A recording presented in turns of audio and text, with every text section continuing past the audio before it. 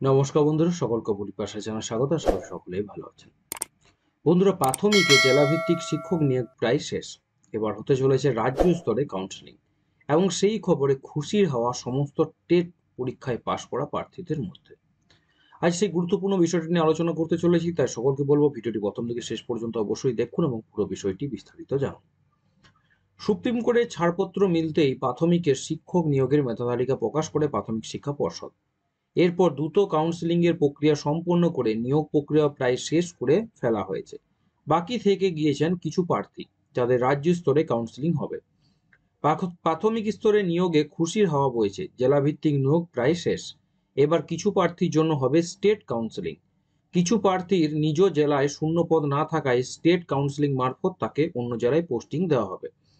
সেখান থেকে স্কুল বাছাই করতে হবে তাকে, তারপর হবে তার নিয়োগ।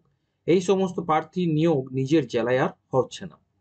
প্রাথমিকের অধিকাংশই শিক্ষক পদে কাজে যোগ দিয়েছেন। মোট ৯,৫৩৩টি পদে নিয়োগ হতে চলেছে। জেলায় নিয়োগ না হওয়া পদগুলি এবার রাজ্য স্তরে কাউন্সেলিং হবে। নিয়োগ প্রসঙ্গে প্রাথমিক শিক্ষা পর্ষদের এক কর্তা জানান, অধিকাংশই স্কুলে যোগ দিয়েছেন। জেলা থেকে খবর মিলেছে নতুন শিক্ষকরা বুধবার স্কুলের সরস্বতী পুজোতেও অংশ নিয়েছেন। নিয়োগ পেয়ে তারা স্বভাবতই খুশি। এবার শুধুমাত্র অপেক্ষা বেশ কিছু জন প্রার্থী যারা এখনো পর্যন্ত নিজ জেলাতে পোস্টিং পাননি, তাদের খুব শীঘ্রই স্টেট কাউন্সেলিং এর মাধ্যমে নিজের নিজের স্কুল তারা পেয়ে যাবেন।